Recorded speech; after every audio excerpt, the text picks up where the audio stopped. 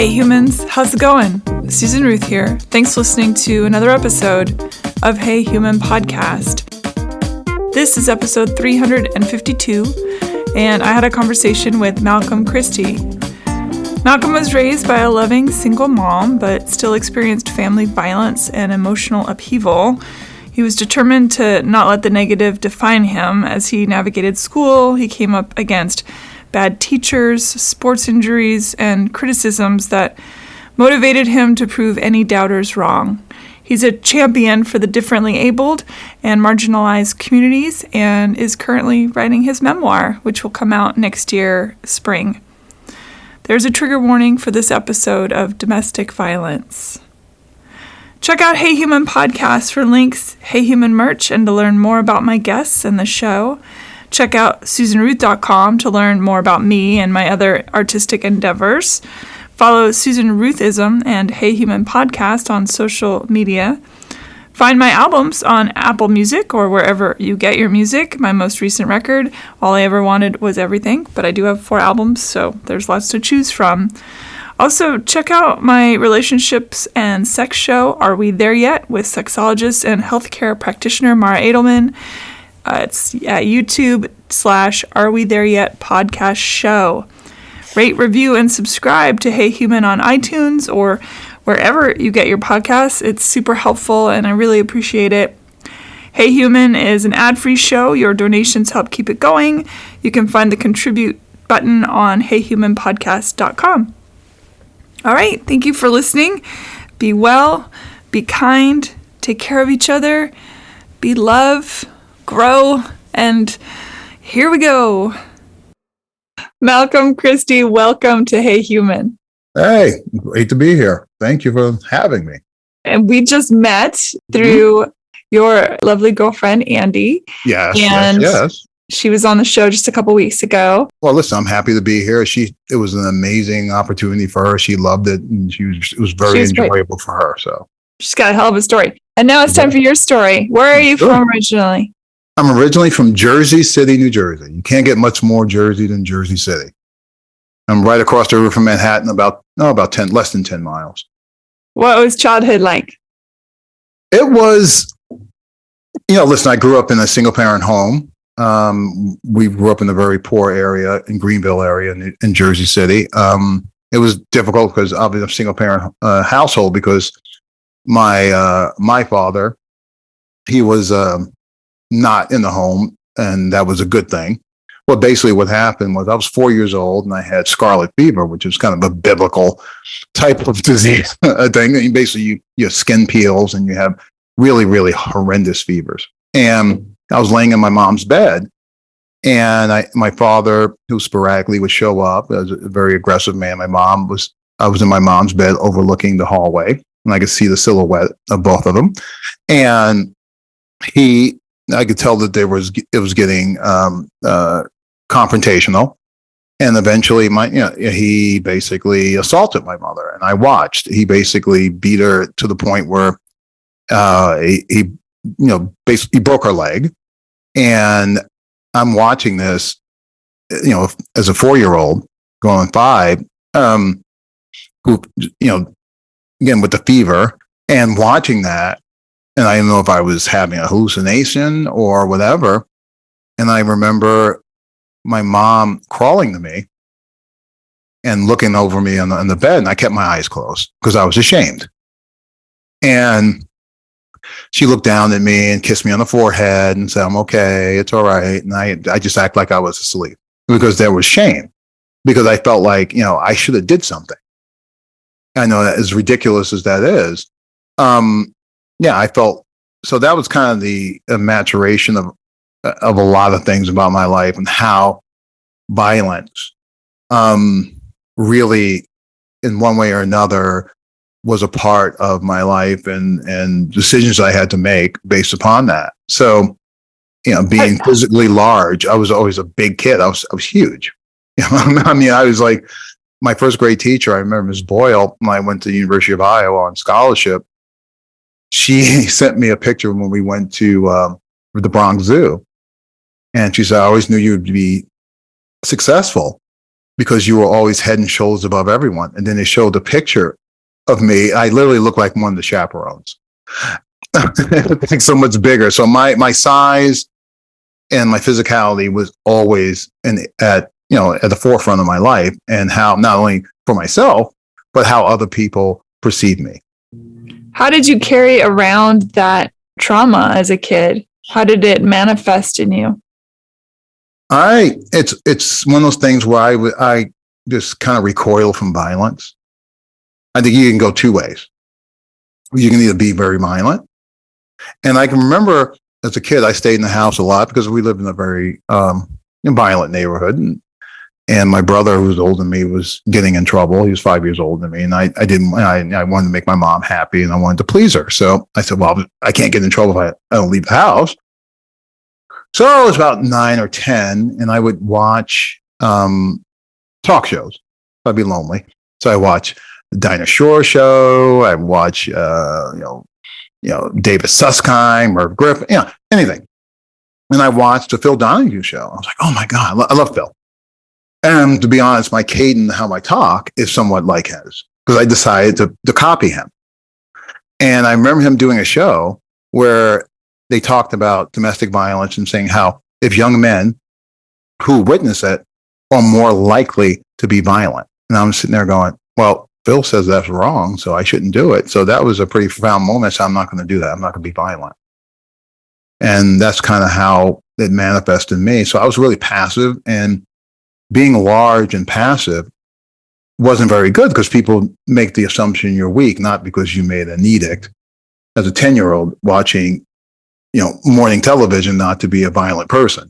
And so that became this thing where all of a sudden you're soft because you're not violent, which makes no sense whatsoever. But that's kind of the hyper masculinity that we still do with today. You must be tough because you're violent. You must be strong because you're aggressive, which is insane. Did your dad come around much after that incident? Yes, not much. I'm writing a book, so I have an opportunity to talk about. I'm sure he came around more, but during how I kind of manifested into like 4 different interactions. Obviously the one with the violence with my mother. I was 4 or 5, and then when I was like 7, when he came over and brought me a bike, and I never rode it. I just never did. Just didn't want it. Next time I saw him, I think I was 12. At that time, my mom was working like nights at a pocketbook factory off the turnpike in Jersey, right off Jersey City. And she would come home about 12:30 bus. And so we had on the second floor, we would have a enclosed sun porch. There was the owner of the home lived on the first floor. We lived on the second floor. Well, prior to that night, I was walking down Jackson Avenue in Jersey City, and it was on Sunday. And my father's 6'4", wide shoulders, but he's lean. And I knew what he looked like because we look alike in a lot of ways.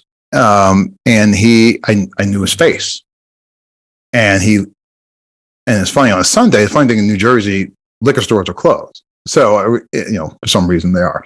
And maybe our Puritan background in our whatever started that. But we're closed on Sundays. And I went by a liquor store that had those little, stereotypical gates where you pull closed. It kind of looked like in the usual, like a kind of X's and stuff. And there's my dad. And he grabs me by my throat. And he slams me against the gate. And he says, "Where's your mother?" And I wasn't going to tell him where my mother was. And he says, his eyes were red and glassy and angry in the brow. And he said, "When you see your mother, tell him I'm a killer." And I'm sitting here going I haven't seen this man in 3 or 4 years. And the first thing he said, he's going to kill my mother.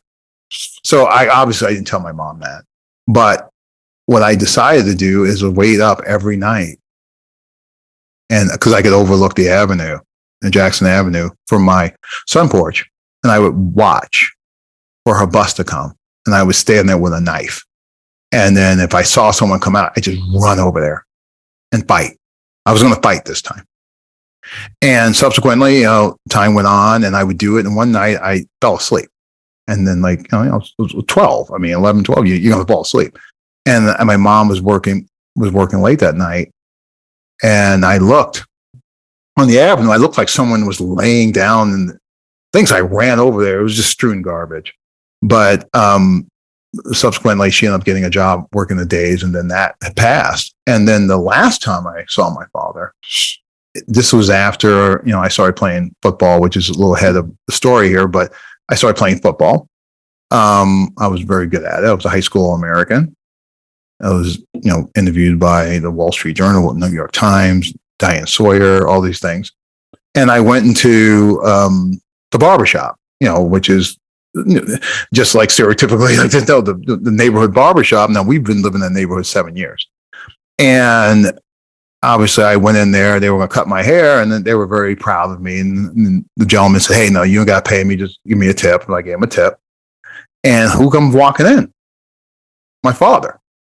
Yeah, this is my son. This is my son. And then everybody stared at him like, his mom had been bringing him and his older brother in here for the last 7 years. And MF, I don't know who the hell you are. And my father stared at me and said, "Tell him I'm your father." I said, "Now I'm 6'6", 320 pounds. I'm like, I just kind of laughed at him. So I'm walking down the street and, you could figure if somebody's walking up behind you, you someone had that spider sense going on in the neighborhood. And who was it? It was my father. He grabbed me by my shoulder, turned me around and stuck his finger in my face and said, "Why did you embarrass me like that?" And I sat there and went, okay, this ends now. So he always wore a hat. He always wore a fedora. And I remember picking him up by his throat and by the scruff of his shirt and picking him up. And it's like one of those street signs, the street lights that hang over the gray pole, the hollow gray pole, the streets all hang over. And I remember it started getting dark by that time, so the lights were coming on. So I picked him up and slammed him against the pole. He's off the ground and his head hit the pole. His hat fell off, his head hit the pole. And I made it a point not to say a word until the ringing stopped from him hitting his head. And I said, I said, listen, and my father was named Richard. They call him Dickie. I said, I'm gonna tell you three things. One, I said, don't even come near me again. Two, don't ever put your hands on me. And three, if you ever go near my mother, I will kill you.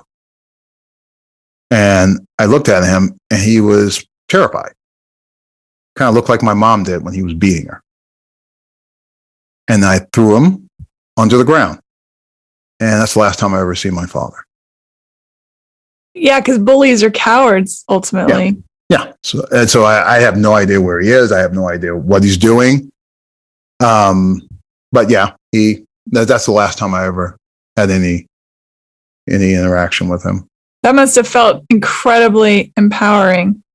It did, but I felt like I went to his level. I get that. It scared me because it was powerful. But I kind of quarantined that as kind of like, that's a pass. You got to pass on that one. That was your father, but not to have that be a way of life. But yeah, I knew at that time that it was that was it. So that was the last time I ever saw my father, and never really thought of him other than passing ever again, and never had any inclination. My mom, I think, has run into him over the years, and he'd be nice. He's an old man, and just trying to say he's nice and all these things. And I would sit there and go, my mom go, well, it's your dad. I'm like, Mom, I really don't have to. I'm like, it's my mom. I go, okay, Mom, okay, that's fine. But that's pretty much the juxta of any of these things. Did your older brother have experiences like that with your dad? Well, my older brother, his father is different.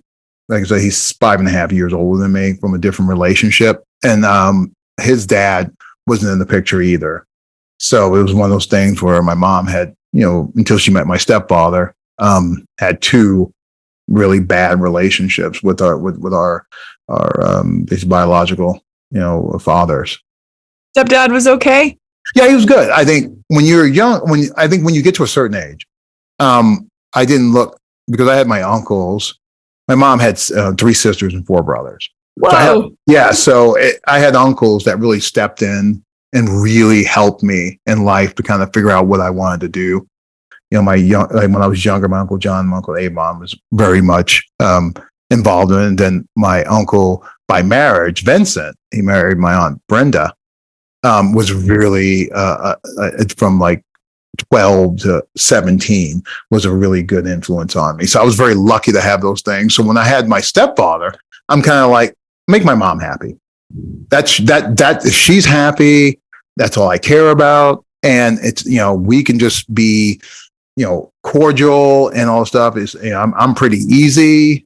So, I mean, I'm just going to do my thing and do whatever. It's going to be very, and especially again, my brother was still having issues, getting in trouble and things like that. So I was just sitting there trying to make things as easy as possible. So long as he was good to my mom, and he was good to my mom until he passed. They were together 33 years before he passed away. So they were, and my mom's still alive. She's 80. And so, but that was the most important thing for me. So he was happy. She was happy. I was happy. And he was, that was good enough for me.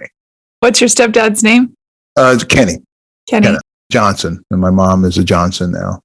And so that was important to me. He and I was very, just immensely grateful that my mom had, companionship and happiness as much as what she has gone through. My mother's name is Dorothy. Hi, Dorothy.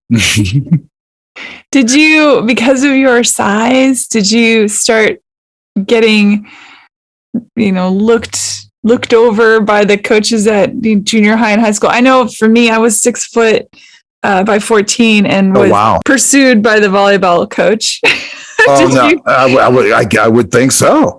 Did you have that? Did people starting to sniff around saying, "Oh, have you thought about sports?" Oh, when I was a kid, my brothers and my 2 older cousins, Anthony Barron, they were brothers, and my older brother Andre, they played for the Pee Wee football team, the Jersey City Jets. Well, technically, I could have played for them, being 5 years younger than them, because I was fat.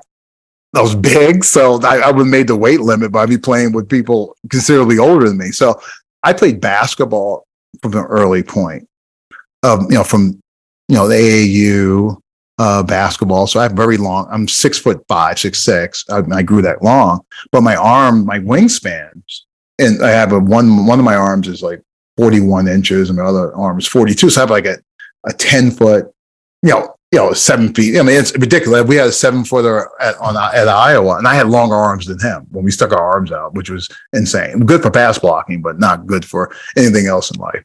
Not good for suit finding. No. You had when you're that big, before they had a big and tall, you basically had burgundy, black, navy, and good luck pants. So that's all you really had when we were growing up. So I knew that. But yeah, I was pursued in high school, in grade school, by a storied basketball program called St. Anthony's in Jersey City. Unfortunately, St. Anthony doesn't exist anymore. It's parochial school, which is, I can't believe it. But Coach Hurley was, Bob Hurley, who played basketball, his son and stuff, played for Duke and all those things. And I was pursued there to play basketball, and I was really good. But I was sitting there going, and I was 300 pounds by the time I got to high school. You being a power forward? Oh, I've been something, but I just realized I knew I had to lose weight if I played basketball. So see, I can either gain weight and play football, or to lose weight and play basketball. I'm just kind of playing the average there. Hilarious. Made me feel good. I think I'm a gain weight, but the basketball really helped me with my feet. I had great feet, and I could, and so the basketball was immensely great about that. And then eventually I went to an academic high school. My mom worked for the city, so it was like one of those things, but she didn't want me to go to a really scary high school, the public high school. So she said, she sent me to this place called Academic High School, which is eventually turned into McNair High School now. It was like a magnet school. It was and which I don't know how I got in there because of my mother and politics, but I shouldn't have been in there. I mean, let's be honest. I was not that, I'm dyslexic. I couldn't read very well. I hid that my whole life that I could not read very well. And I was able to, like I said, one of those things where I knew what the word, by watching all those talk shows, I knew what the word pejorative meant. God forbid you asked me to spell it. And I knew at that time that, English, I went to the dentist recently. I got Invisalign. I'm almost done with it. But one of my dentist, she's from India. That I'm getting some work done in the office. And I said, it's really tough. I know English is not your first language, but I understand why English is tough, because I got away with things by what they sound like, but there's certain words that sound alike. Mm-hmm. Homonyms will trick you up. Well, it's like two and two, there, and there. Oh, a thought, thorough, when. Thorough, yeah. Mm-hmm. When, WIND, WHEN, WIN. Weather and weather. There's a ton of them. And so I would just sit there and speak in a lot of the vernacular way I talk now. But when I would write either, these really flowery stories that were amazing, or write like I was Tarzan. Mm-hmm. It was either one or the other, because I had to use these flowery ways to tell a story. Because if I could, my teacher said, "Oh my God, he's so creative." I said, "No, I'm not creative. I just couldn't spell a word, so I had to work around this word to find, and that's why I had to tell a story." It's like the old saying: "You tell me, I asked you what time it is. You tell me how to build a clock." That's why I ended up doing things like that, and I would hide the fact that I couldn't read very well. But I ended up going to Dickinson High School, and it just didn't go well. And you started playing football in high school? I didn't play, but not at Dickinson. They didn't have a football team. So eventually I failed out. And I probably had one of the more traumatic things happen to me in Dickinson. But it's like a part of the whole high school experience. But I had this gentleman. Again, it was one of the best students in the world. It's like the UN of all the, Italian, English, it had all these different ethnic white people, and you had Latino and African American, and all these different people. And then we had this teachers, like the best of the best teachers. This was like really and it was an African American man from England. So, he was smart, because they sound smart. And they all smart, and so you're like, oh my God, he's great. And he did not like me at all. And I was, I think I was an athlete and a big guy or whatever. And I think, so it was an English class, and he would go out of his way to embarrass me. He basically knew I had a problem spelling. And what he would do is make me read aloud Shakespeare and humiliate me. And I think my classmates, I knew he was humiliating. And they all liked me. I was a likable person. That's one thing about being dyslexic. You need to be friendly because you need help all the time. And so he would humiliate me that time. And one time, and we had this the periods would end but through automatically. It didn't matter when it hit that, the clock hit that second, the bell went off. So one day near the end of this thing, I was spelling, it was January. He wanted me to spell February. I was just like, oh, great. So I looked, and we had 16 seconds left. So I said, well, February. And I said, capital FEB, period. And then the period went off, and then, which was hilarious. Everyone started laughing. Well, he got me back the next day. And he humiliated me. And he told me, he said, Mr. Christie, you don't belong in this class. You don't belong in this school. You will never graduate high school. And you will never go to college. Oh my God, a teacher said this to you? Yeah. Ugh. So I sat there, and one of my classmates, ironically, who was he was a really nice guy. He eventually followed me to Dickinson High School eventually, but he is now a really great author. He's and I guess you would, what I said, his first claim to fame, which he's done so much more since then. He just had a book just come out. about poems to his mom, his mother. But he was Kevin. He was on the original Real World. The African American gentleman on there, that's Kevin Powell, and he was my classmate. And we recently talked about that whole incident with Dickinson High School and what he was. Yeah, I mean, it was crazy. He witnessed it, so it was like, yeah, it was crazy. Why do you think that teacher had it out for you so much? I think I was this jovial, kid that was an athlete because I played basketball there, and I was through the discus there, and I won medals for the freshman records and things like that in Jersey City, the discus. And I think I was just the personification of the black male athlete, and from him coming from England, he just did not like it. And I'm just spitballing here. I just assumed that I was like that, and he just didn't. He felt that they got pushed through school, and I'm sure there's some aspects of it, but I think he kind of broke what his charter should be, is to not put children down. Because I wasn't a bad kid. I was never a bad kid, So I didn't understand why he would do that, but I know why. I don't understand why he did it, but I know why he did it. Yeah. Yeah. So, and that's why I ended up going to Dickinson and started playing football there. And again, I never played football at all until I got to Dickinson High School. And Coach Lisa, God bless him, saw potential in me. He saw that I was really athletic for being so big, because I played basketball, and I played baseball, and I chased around kids my age, but they were a lot smaller, so I had to be better at being quick.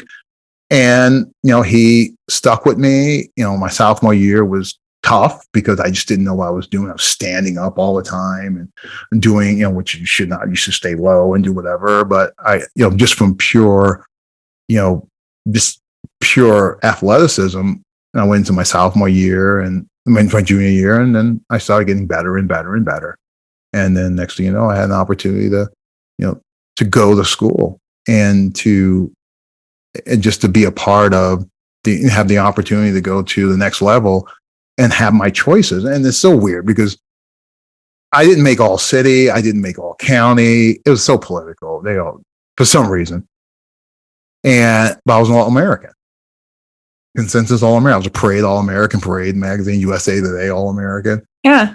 And so, of course, when Dickinson Jersey City had this thing where you had to have a C average and no Fs to be able to participate in their curricular activities. I said, well, I was a senior class president and played on the football team, and I failed English. Shocking. And I'm dyslexic, for God's sakes. And so, and no one along the way said this kid must be dyslexic, or it was because you were trying to hide it. And so, I hid it. I remember when I was I took the California Achievement Test when I was in 5th grade, and I realized I wasn't in the challenge group. I wasn't in the advanced group. I was like dead in the middle, which I said, cool, I can hide here. And being very charming, I would do this thing with my teacher that I would raise my hand. I would always get to read first. I was like, great. Well, which meant during reading day, I would get up at 3 a.m. and memorize everything, which was stressful. And, but that's what I was able to negotiate. And so I said, well, I'm lucky to have that. So one time, which I did not think ahead, we had a big flu epidemic. So half the kids are out. So I'm done. I'm feeling good about myself. I got to do another week. Well, it was my turn to read again. Mm-hmm. And so I had a choice, either stumble through and let them know I had a problem, or tip my chair back and go to the nurse, hit my head, and get stitches. That's what you did? Yeah, that's what I did. Oh my God. Well, no, I think the shame will do a lot of things to you. And I said, I'm not going to be big, black, football player and dumb, like the idiot hat trick in life. So I was just like, no, I'm not doing that. So I'm going to make sure that no one. And that was thing. So I ended up going on the CBS Morning News with Diane Sawyer. And I knew at that time I always wanted to be on TV. I said, TV. And I'm like, well, this is it. I watched that, and I got to say, you said something so poignant during that interview, and I'll post it on the links page so people can watch it.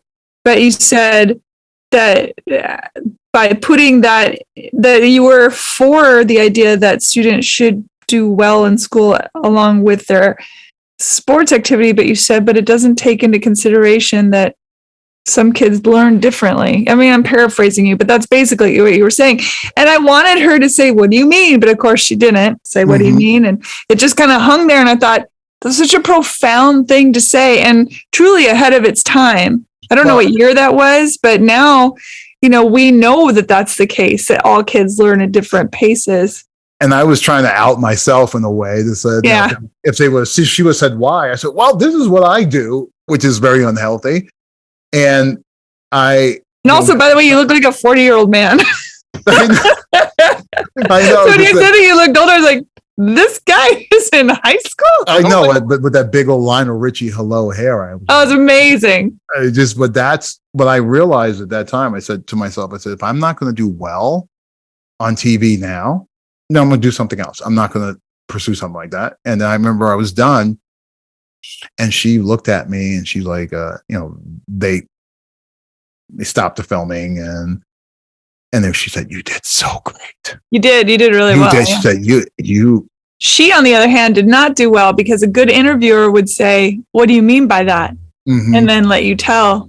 Well, I think the problem was that I remember we were going on and the segment producer, which I didn't know that's what the segment producer was, but I was walking on and we were walking on with the superintendent of school, Dr. Ross.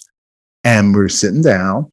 And right before we sat down, she said, they're doing this to you because you're Black. Really? I looked at, and oh my God, Dr. Ross was like, oh my God. I looked at him like, don't worry about it. This is not going to turn into one of those like crazy screaming matches and something. You mean like she was insinuating they brought you on the show because you're Black? No, they're saying that this whole thing that they're doing with grades and stuff is racist. I see. And I'm like, no, it's not. It seems like that. It seems like the implementing of such a thing is actually to tell kids, hey, you're worth more than just a punching bag of sports.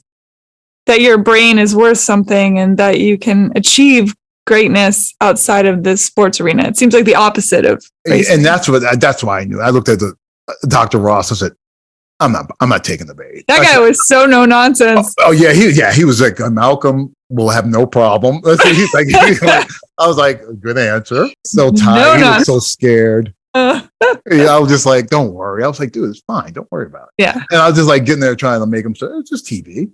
It'll be fine. And he looked at me and then I realized, I took responsibility. I said, I'm not going to, people said, well, you took responsibility and said that you failed. Like, well, I'm on there because I failed because I'm not going to sit there and pretend it didn't happen. And they were like, I failed and this is what happened. But when I think she was not prepared is when I left, the stage, I was sitting, just standing out there waiting to leave. They sent a limo to take me back to Jersey City, back, whatever. And I saw this African-American janitor. And I said, hey, what's up? And he's like, what's up? He said, and he was counting money, which I thought was weird. I said, you hit the lottery? I said, you hit the number? I'll just try this. He's like, no, and I realized they said that he was in like near the control room and they were taking bets to see how stupid I was. He said, I bet all of them. What a bunch of jerks. Well, yeah, they have to. What year was that? Not that anything's different today. It was 1983. It was November 1983. Yeah. How did you respond to that? I said, well, I'm glad you guys. I'm glad I didn't let you down. And and then I realized, that's what this is about, and I realized that with all the things going on and with this ruling and things like that, I had, I had administrators like in sports telling me, I need to say this, I need to say that. And I'm like, I'm not saying that because I believe what they're doing is coming from a good place. And so I'm sitting there going, I'm not doing that. So I realized that, not my coach, Lisa. Coach Lisa was fantastic. My coach, he's an amazing man. And he knew. And I found out pretty early that people use you to get things. They use you to get trips to visit the schools that want to recruit you. They use you to get perks that I'm not getting, that they're getting. Not my coach, but other people. And I started realizing that, boy, people are a trip. And so that's why in some of the newspaper things, I would say certain things that would be a little more, I would say, provocative. And I did say the story. Is there somebody, I was asked, is there somebody out there, Malcolm, that didn't have any faith in you that you would like to say something to? And I was like, the producers at the Today Show. No, I didn't. No, I did tell the story about the teacher that said I was too stupid. Right. And I said, well, it doesn't really matter now. I'm getting to go to school. Well, they put that in the Jersey Journal. And I went to school. I don't know if it was in the Jersey Journal or the New York Times, one of the two. I don't think it mattered. I think it was the New York Times. And I walk in there and I get a thing, you need to go down to your guidance counselor. From my homeroom teacher, I was like, okay. And Miss Oliver goes, Malcolm, did you see this article? I was like, yeah, I saw it. Who was the teacher? I was like, I don't remember. Well, you're going to have to remember because the governor called the mayor. The mayor called the board of education. Board of education had called the principal. The principal. No, they're not wrong. That man has no business teaching kids. And they said, who was it? And I was sitting there. And listen, I'm from Jersey. I'm from the hood. You don't snitch. I felt like I was snitching. And then she made me sit there until you're going to tell him. So lunch came and she brought me my lunch. And I sat there and she says, Malcolm, do you want him to do this to someone else? I said, no. So who was it? Mr. Phillips. Thank you, Malcolm.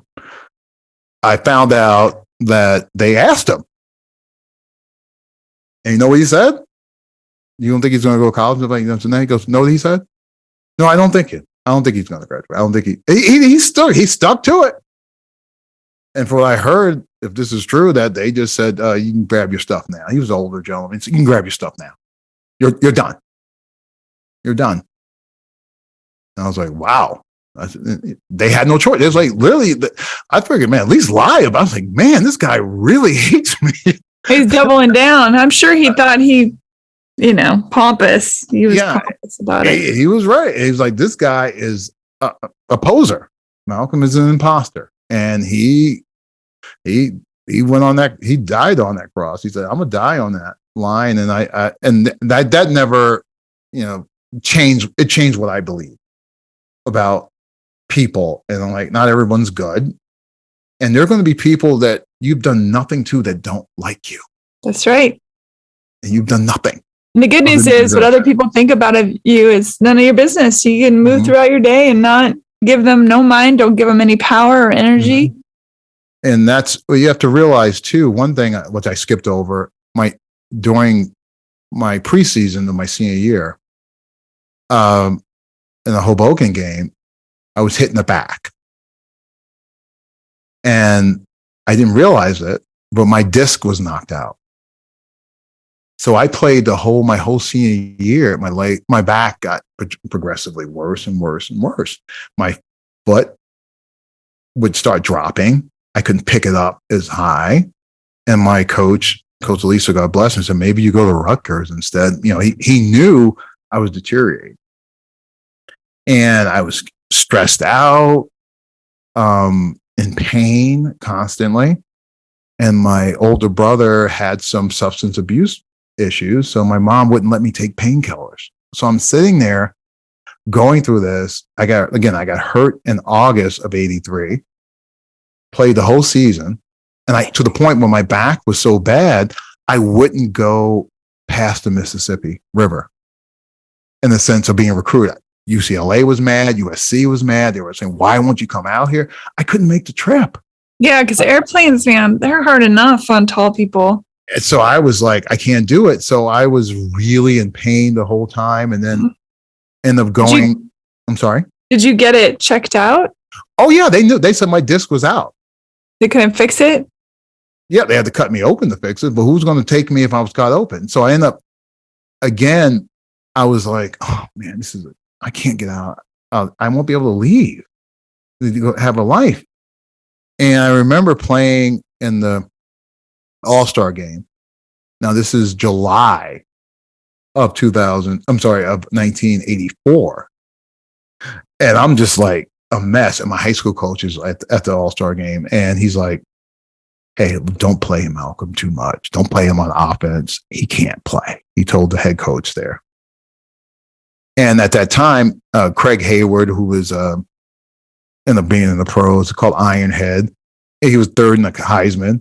You had Gordy Lockbaum, who was at Holy Cross, the first player to play both sides, and he was like fifth in the Heisman.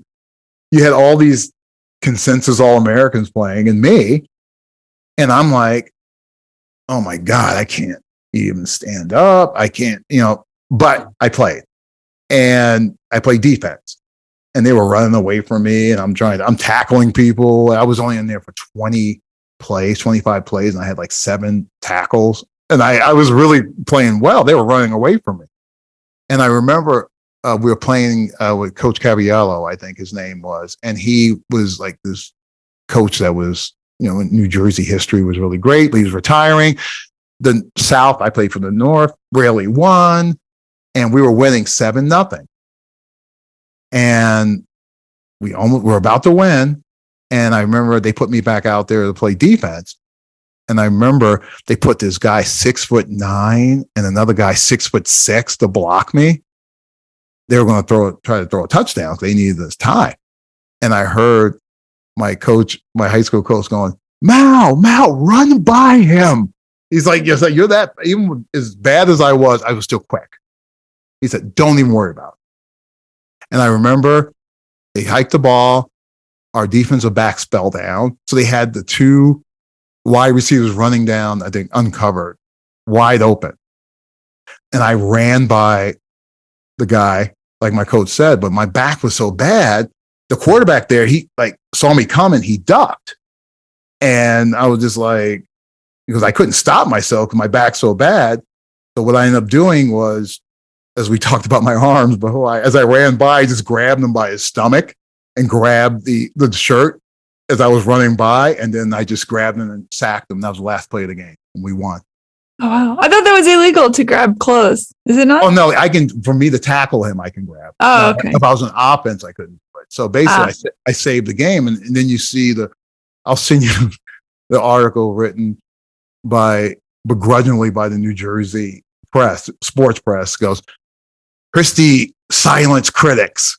Basically, I'm like, well, you're lucky you didn't get paralyzed. Well, it was weird because by the time I got to Iowa, like a month later, by that time I was having incontinent issues and my left leg just dragged. And Coach Ferentz, we had Hayden Fry, who was a story coach there at Iowa, and now Kurt Ferentz, who's there now for 25 years. We had 2 coaches in 50 years. And he's going to go to the Hall of Fame. He's sitting there. They're all saying, Malcolm Christie's coming. He's coming. Everyone's like, all these articles written about me. I'm like, are you guys crazy? I can't even stand up. This is like the biggest whatever. And I get there and I look at the Ed Crawley, our head trainer. I go, I need to go to the doctor. And he looked at me. He goes, what's wrong? And I told him. He looked at me like, okay. They took me there. I broke they had brand new CAT scan. I broke it. It was too heavy. Oh, geez. So I broke the CAT scan. So there was nothing going well for me. They're laughing, and I heard them like, oh, we're coming in to get you, Malcolm. They find out that my disc was out. I was done for that year. So they had basically had to cut my disc out. and fused my vertebrae together. But Yikes. the good news is it worked. And I don't think it's a topic. I know they talk about it a bit because they talk about concussive issues, but the level of damage being done to kids and college kids, and then again in the NFL for football, is just atrocious. And not everybody is a millionaire. And it's one of those things where you realize, and I was, until recently, actually probably in the last 5 years, weighed well over 330, 340. And now I'm down to 245. I decided you look thin. I mean, not skinny, but you look slender. Yeah, I had to, and I saw so many of my friends, teammates, are just so out of shape and so had health issues. I'm like, I don't want to die because I was fat. And that was my knock on me. If you look at, it's so funny. I see Coach Ferentz now. And I go to town and he looks at me and he'll sit there. Well, why did you do this when you were here? I'm like, I'm not going to have you body shame me now. I'm very happy with it. Now he's kidding, somewhat kidding. He's still, because he wanted me to be this great ball player. And his mentor at Pitt, called Joe Moore, wanted me to go to Pitt. And that was his mentor. And his mentor said, why go to Iowa and hide where I can make you a pro football player? And then I found out that Barrett comes in the gym and all of a sudden Joe's leaving. He goes, remember what I told you, Malcolm? I'm like, how do you guys both know each other? That's weird. Because I don't know what's going on. But they probably went out and had lunch before and going to dinner afterwards. And he said, remember what I told you? And I said, okay. And Barrett goes, what did Joe tell you? He said, why go to Iowa and hide when he could make me? He said, Joe said that, really? I go, okay. And he's laughing. But I remember, Kurt wanted me to be the best I could. And when somebody you idolize, which his coach, the coach that he worked for, he idolized. And I was told that if Malcolm Christie is not a pro football player, it's all Kurt Ferentz's fault. That's what Joe Moore said. No pressure. You know who told me that? Coach Ferentz. I said, what's Mr. Phillips? No, yeah, exactly. I was like, he said, so let me see. Your mentor told you that if it's all your fault. What is the purpose of telling me that story? I don't understand what he goes. I said, this is really awkward. He goes, I'm just letting you know. I'm like, oh, you did. And the reality is they have a trophy for the best college football offensive line. And it's called the Joe Moore Trophy. So that tells you what that guy meant to my coach. And I understand his point. And he's a teacher by trade. And as a coach, you're a teacher. And he saw in me a lot of talent. But be honest, with all the injuries I had, and you had the fact that I wasn't very focused. I was out of shape. And I didn't do all the things that were necessary to play. Those were my fault. Those are things that I should have did better. And I realized later in life, I can't allow myself to get in the way. If I'm going to lose, let me lose on the merits, not because I didn't try harder. And the best thing in the world is I didn't go pro and do all this stuff because I'd probably be a mess. Did you is that something you actually wanted though? Having the crap beat out of you all the time on the field, did you want to go into the pros? Oh, not really, because I knew that I was not the player I was, and I know that they were better. And if this is what they did to me so far, Lord knows what they're going to do to me physically playing against that level. And I said, why do I want to do this to myself? I need to go. And I failed out of school. And I had to decide. I said, I wasn't leaving Iowa City without a degree. I was not leaving that town. I said, I will stay here. Yeah, I will cut grass at the Field of Dreams. I will do whatever I need to do. But I'm not going back to Jersey without a degree. I am not going to do that. And I stayed in Iowa until I went back. I told the truth about my dyslexia because by that time I had to go back. I'm paying for it on my own, and I couldn't lie. I couldn't pass. I passed all these hard classes, but I couldn't pass a math, and I couldn't pass a language because you can't fake it. And math and language are the same thing. Math is a language. Exactly. And and then they tested me, and the doctor goes, I want you to do the IQ test. And I did it. And it came out like 70 something. She goes, I want you to answer every question, but I'm going to say it orally and you answer orally. And then she did it again. She goes, okay, you scored a 157. Doubled it.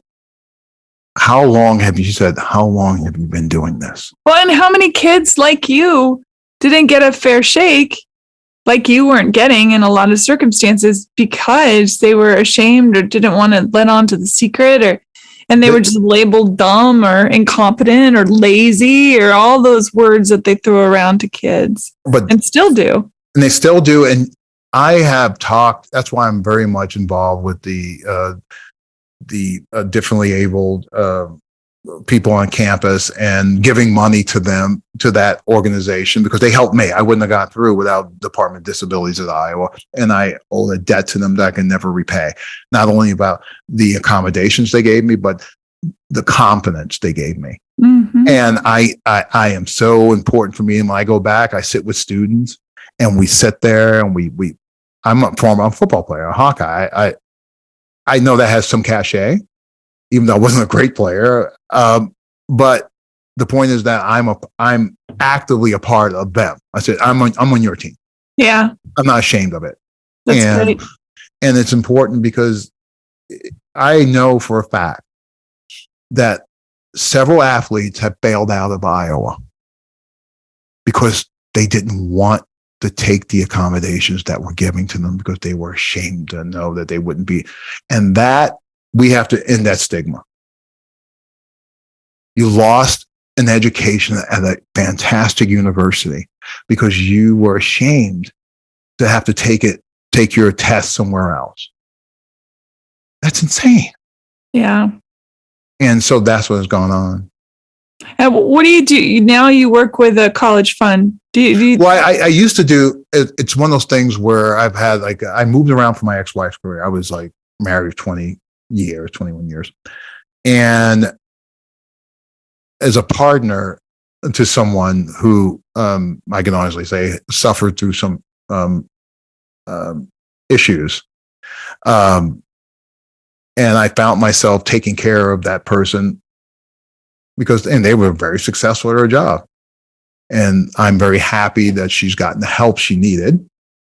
But my job was basically in between doing all these other jobs is keeping us solvent in the sense of financially, even though she made a lot of money and doing stuff. But when you're dealing with that type of issue, that you're just like balancing plates and you're doing all these things and at one trying to spend here. And luckily we both ended up in a way that financially we're in a good place. And I allowed her to stay here during COVID, believe it or not. And my girlfriend, Andy, was very nice about it. She's in Alaska, but I was always transparent with it. And, now she's doing well, and that's why I'm happy. And that's why Andy's moving to Alaska and coming here. But it's one of those things where I did not work. I basically took care of someone my whole time. But I did volunteer a lot. I did do a lot of different things to maintain certain skills. And I was now I'm in a position where I can go financially. I don't have to worry about, making a lot of money. Financially, both me and my ex-wife made some really, really great decisions when we had to do those things. So I can just so now I'm looking to finish the book.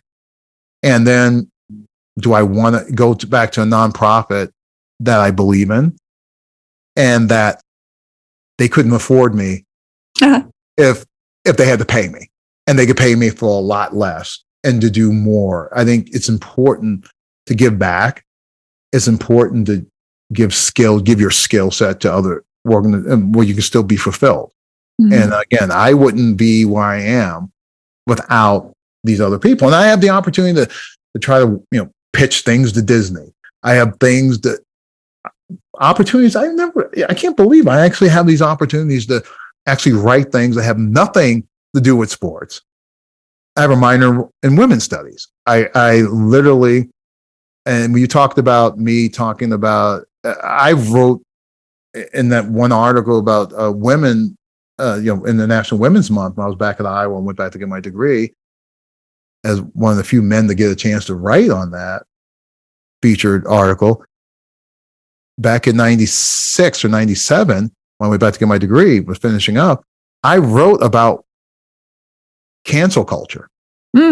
Interesting. I wrote in the sense that I understood people made mistakes. I said, am I a male feminist? I said, well, have I seen a Playboy?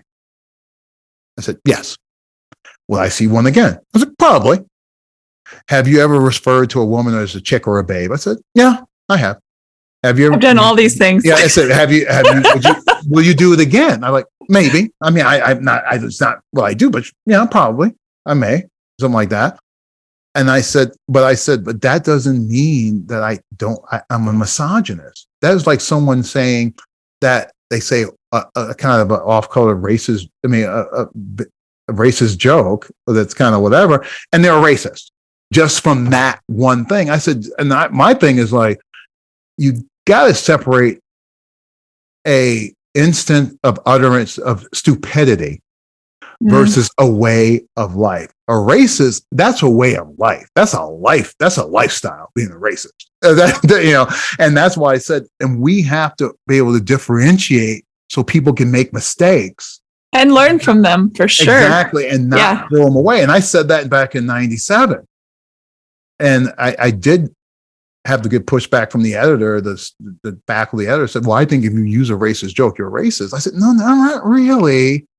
That's really, you have bad taste. Yes, and you're an idiot, and but being a racist is more than one bad joke. Mm-hmm. If that's all it took to be a racist, then everyone,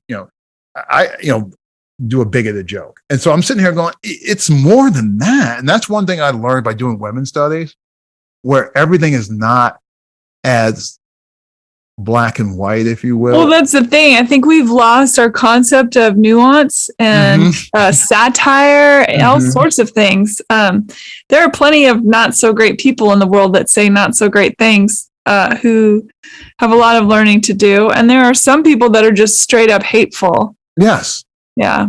The thing that gets me, though, is when somebody's like, oh, you did this thing when you were 15 and now you're 30. Therefore, we're going to ruin your life. That's a thing and I think, wow, like there's no opportunity to grow at all. That's interesting. And it'd be one thing if you said you did this really bad thing or stupid thing or hurtful thing or racist thing, and this is why. And then the person, if they go, fuck off, I'm going to do whatever I want. That's one thing. But if they're like, oh my God, I didn't know it, or I was an idiot, or I was, 15, or it's not about making excuses, but it's also about understanding what is going on around the situation. I totally agree. And that's why nuance is important. And I learned in my women's studies classes, because they say, okay, you're a black guy, you're with us, because it's mostly all white women class. And I'm kind of like, I know some white guys who are not getting all the stuff that you're saying these white guys get. I said, you're making a generalization. Yeah. And I'm like, not all white guys get this. I'm just spitballing it here. I said, not all white guys get all these things. I'm uncomfortable with you doing a generalization, because I think when generalizations happen, I get kind of screwed on those too. So I'm just kind of saying, I just want to have some type of thing. And then I sat there in my class, and I sat there and I was like, being women, listen, you're a white woman. Women of color got it differently than you. Gay women, lesbians got it different than you as a white heterosexual woman. You as an attractive white woman, you got it over someone who's maybe not as pretty as you. I'm like, this is a really weird conversation we're having with this kumbaya and stuff. I'm like, there is some nuance here. And that's what I learned in women's studies, that nuance even within a group, that what went and what it came down to dollars. Because I sat there and he said, well, women make 70 some odd cents to men. And I grew up in spent time in the Midwest, like 15 years. So I listened to Paul Harvey, the rest of the story. I said, well, if you break it down, white and Asian men make the most, and who gets that bronze medal? White women. And but what drags them down is how women of color are so underpaid, and it brings it down. So I'm like, I hear you, but the women's movement was essentially a middle to upper middle class white women's movement. Oh, absolutely. And you left out poor white women are not even involved in this. I'm sitting here going like, and uneducated. Yes. I mean, that's the thing, the Venn diagrams, that is all of this stuff is a whole universe. Exactly. But we just have to find a way to realize that, no, but me and you have a lot more in common. I can tell this white guy, you have more in common with me than you have with this white guy. Mm-hmm. But we have this thing, we pick sides, we decide all these things. And one of the things I realized when I'm writing about my book, I write about race. And people say, well, what do you mean about race? I said, yeah, you write about black, white? I go, black, white. But I write about, because I grew up with a lot of my best friend in high school was everything I wasn't. He was, and I went to a very ethnically diverse, mostly ethnic white high school. So a school is like the same high school that Nathan Lane and Michelle Rodriguez graduated from. So it's like, sit there, and it's one of those things where my friend John, he was short, he was in the band, he was in theater, he was a Jew, and he was gay. And he was my best friend. And people were uncomfortable with our relationship. And we would look at each other like, his gay friends were saying, why is Malcolm gay? Like, no, why y'all hang out together? He goes, I like Malcolm. He became vice president of the senior class. I was president. He hung out with a friend of mine, Richie Ortez's sister, Wanda.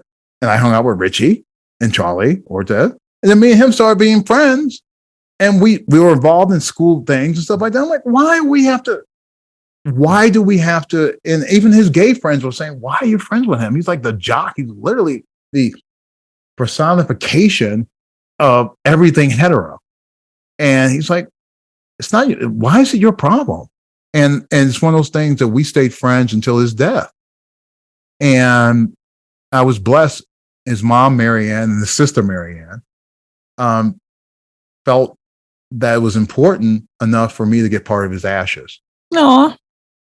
So I always wonder, and I talk to kids that I would now, especially when I started out with just the kids of color in the journalism school, and then I, having input with all kids, I would talk to them. I said, when I was in school, people used to give me a hard time, because of the music I listened to. I grew up in the mid 80s. I saw Huey Lewis on your wall, and that one. Yeah, it's like, listen, I'm like, but I'm listening. I'm not going to apologize. I love Run DMC. I love Public Enemy. I love all R&B. It's like when they give you a box at birth and says, okay, because of your, color, height, weight, looks, whatever it is, sex, gender, whatever, all that's in this box is all you get to be. And that's it. And it's such a bizarre idea. And it makes people uncomfortable that I'm like, I'm from Jersey. Why wouldn't I not like The Boss,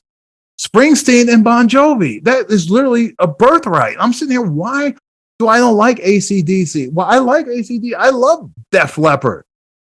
I said, why can't I don't understand. It makes me better when I take away, I limit myself, not expand I don't understand the addition by subtraction. I think it's because people, if you're okay with it and they're not okay with it, it makes them have to sit in that.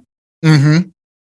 It's weird that even black people get involved. It's like this little thing where we're okay with white people who sound black. You got like Eminem, you got, Adele, you have all these different, I do more 80s groups and stuff like that. Yeah. Daryl Hall, you have all these Blue Eye Soul, they call it. And then you got two black guys. You got Charlie Pride who sang country and Hootie. and they get nothing but grief. And I understood. I'm like, wait a minute. But no, that's what drove me crazy, that I had to profile myself. I'm like, you want me to profile myself? It's hard enough to have someone People else. they want to put you in a box. You're 6'6" black guy, who's probably pretty intimidating when you walk into a room. You command respect and presence. And so they have to throw all these labels on you to make sense in their small minds. Yeah. And I mean, let's be honest, we all have that. Every single one of us. And to say we don't is also not very self-aware as well. I will make, it was one of those things where I understood, even my friend John, when he was really out, he was more comfortable around his gay friends. And I think relationships are in, like a lot of things, are an elastic nest. They expand and contract. I had to let go for a little while and then expanded again. I got back into the nest. And I understood that because I loved him. He was my friend.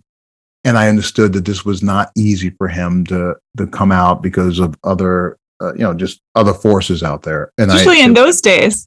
Oh, it was insane. So I would sit there and look at these things, but you would see people just be just kind of like, so, and then like even his friends was like, so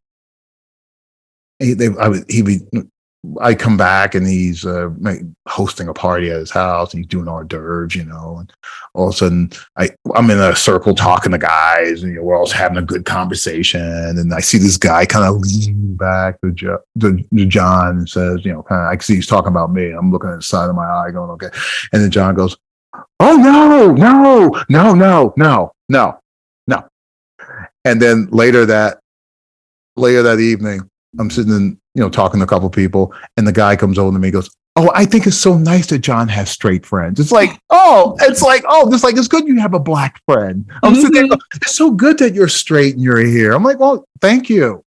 We aims to please. And I'm sitting there.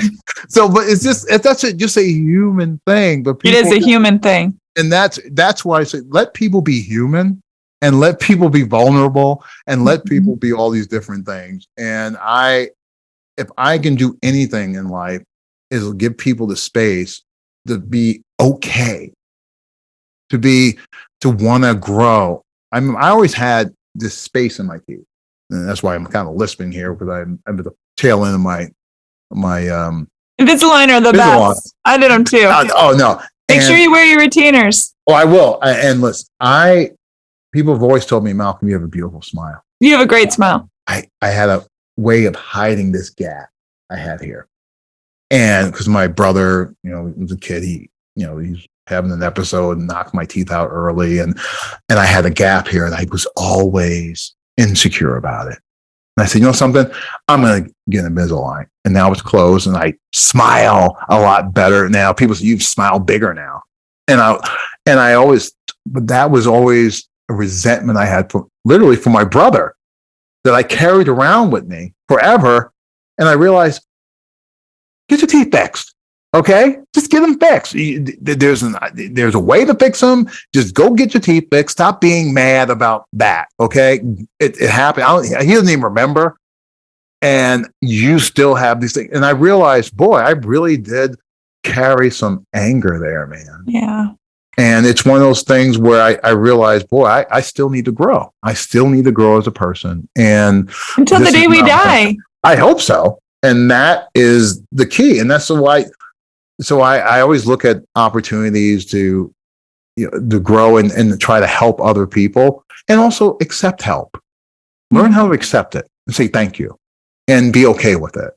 And again, a lot of this stuff seems like basic, but it isn't. Hard to human. Hard to be. Exactly. There you go. Well, Malcolm, how can people find you if they want to find you out there in the world? Well, you can find me. You can look up Malcolm Christie on Twitter. I will be more active on Twitter now. What's your book called? I want it called Rustling in the Corn. I want to talk about my time at Iowa, and the leading up to Iowa and all the way to my graduation, because there's so much to be said about being, I always said I was born and raised in Jersey City, but I truly grew up in Iowa. Do we know when to look for the book? This time next year. Okay. Andy, my girlfriend, she's like vehement about it. And, Iowa has one of the greatest writers' workshops in the world. I sit on the board of the School of Journalism in Iowa. I know better. And I'm in the headspace that I need to get it done.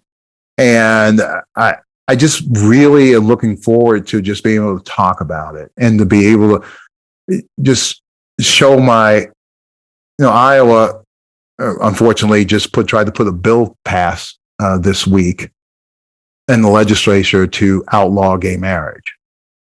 Now, this is not something, and I get angry because this is not who Iowa is. And I don't want people to think people from Jersey are, stupid and people from Iowa. So you picked the two states other than Florida that people make the most jokes about, either Iowa or Jersey. Yeah, unfortunately, our politicians think they're speaking for themselves and their special interests and the people that give them money, and not so much the people of the state. And Iowa people don't care if you're gay. They don't. And I am vehemently, I love the people of Iowa. Now, if people of Iowa are perfect, they're just as perfect as I am. And I'm not perfect. But it's just not a representation of the people there. They don't care. They just want to live and let live and do all these things. So I'm very, very, very very, very protective of the people of Iowa, but I'm also very critical when need be. Because no one can be as hard on you than family. And I am family with that. So you can find me on Twitter, and I will, basically be doing more things. There's some things coming up that I am very excited about that will be being pitched to a studio that is really about Iowa. And I'm just really looking forward to this third, fourth, fifth act of my life to be as profound and fulfilling as I truly, really hopefully for it to be. And also what I want other people to have. I want people to be happy. Amen to that. Malcolm, thank you so much for being on the show. Thank you so much for giving this outlet. And again, I've listened to a lot of the different podcasts that you posted, and they are very, very enlightening, and they've really made me think. Thank you so much. And thank you for listening, everybody. Bye. Bye-bye now. Rate, review, and subscribe to Hey Human Podcast on iTunes or wherever you get your podcasts. Thanks. Bye.